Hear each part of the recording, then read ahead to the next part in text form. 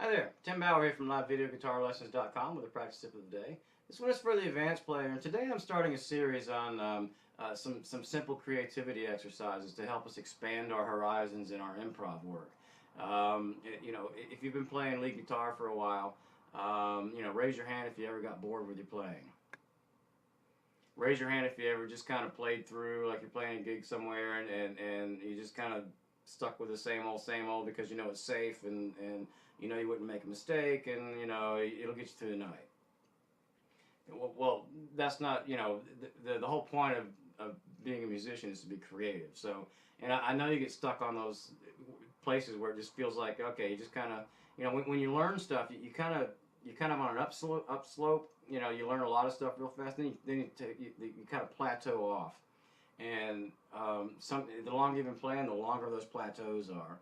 And some of these exercises will help you kind of get back on the upswing again. So anyway, one of my favorite exercises is to pick one song, and you have to play the entire duration of the song. So if you get an 8-minute song, too bad for you. That's going to be a long exercise for you. If you get a 3-minute song, it's okay. But most songs are 3, 4, 5 minutes. So it's a short exercise. You do this daily, it will help you expand your creativity and get more ideas in what you're doing. The idea is you pick one scale. Don't jump all over the neck like everybody tends to do as a crutch. And there's a reason for jumping all around. But for this exercise, stick in one scale and don't move from it. Pick one tone. Don't mess around with your pedals and engage different pedals to get different tones. And don't play around with your wah-wah pedal. Pick one tone, stick with it, and it forces you to think about the notes you're playing more than messing around with the electronics and trying to get cheating.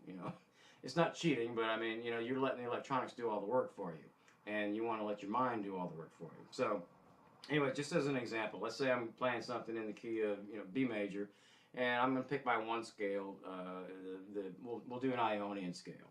All right. So for about the first 20 seconds, you're gonna be fine entertaining yourself. You're gonna do the normal stuff that you do and that everybody does, and then after about 20 seconds, you're gonna be so bored. You're gonna want to move somewhere else. Stay where you are.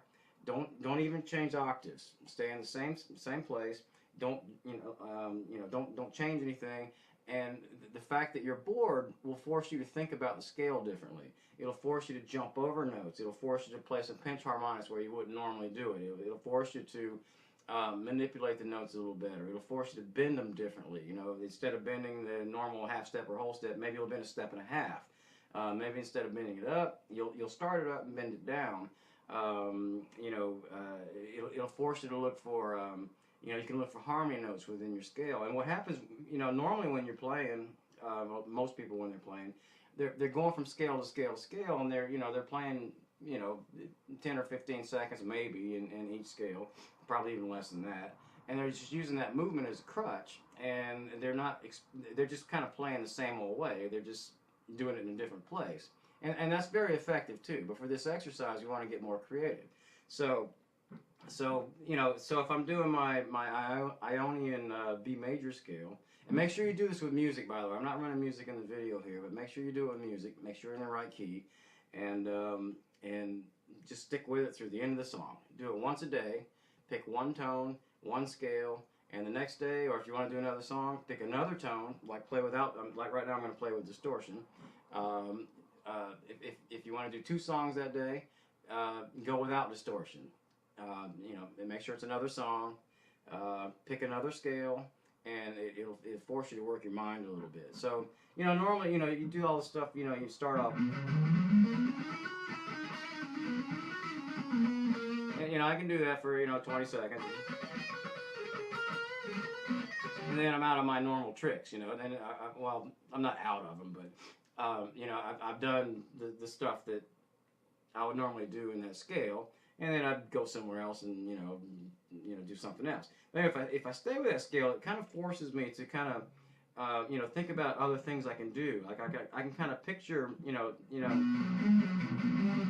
I can do some extra muting and or without muting, different tones, or I can kind of look at the shape of the scale and if you're just kind of blazing through them, sometimes you don't see that that vertical opportunity in a scale.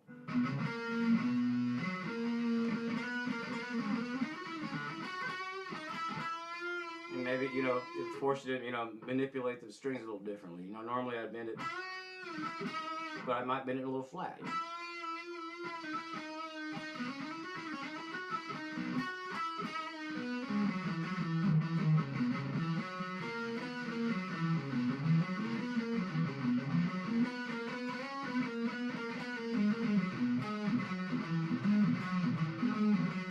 And obviously there's no music going, so none of this means anything. But I'm just, I'm just kind of looking at the scale in my head and just thinking of different things I can do with it. So anyway, and I don't want you to play like me anyway. I want you to play like you. And the whole point of these creativity exercises is to pull your own creativity out.